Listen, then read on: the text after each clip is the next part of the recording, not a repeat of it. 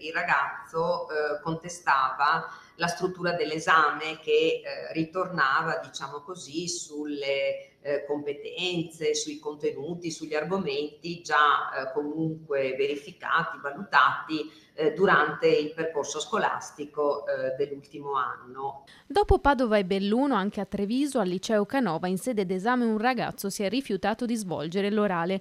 Un effetto domino che vede come protagonisti ragazze e ragazzi, casi che in tutta Italia al momento si contano solo in Veneto. Nel mirino della contestazione, questa volta la struttura dell'esame di maturità.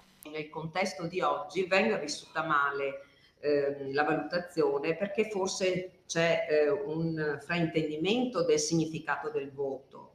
Il voto è una rappresentazione numerica di una valutazione, ma di una valutazione che ha un grande valore formativo.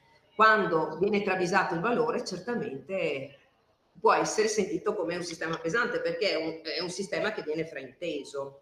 Tutto parte dalle votazioni, numeri che di fatto, dicono gli studenti, inevitabilmente ricadono sulla persona, un sistema obsoleto che non tiene conto di moltissimi fattori. Non sono di questo parere presidi e professori. Mi aspetto che questo alunno venga anche a trovarmi per rappresentarmi le sue idee, la sua posizione. Mi piacerebbe molto. Ecco, è importante rimanere comunque in dialogo con i nostri giovani.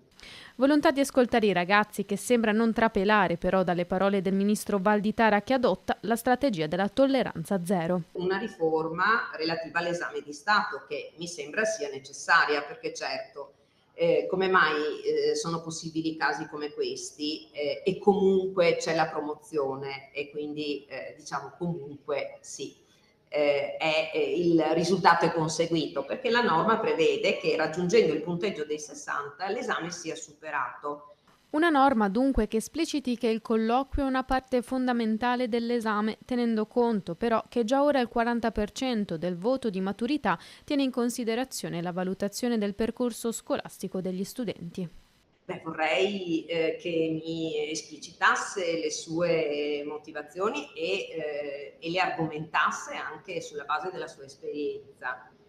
Tra l'altro, come ho detto, il ragazzo assolutamente non contestava l'operato della commissione, non contestava il proprio percorso scolastico né quindi il consiglio di classe e quindi mi piacerebbe ascoltare nel dettaglio le sue argomentazioni.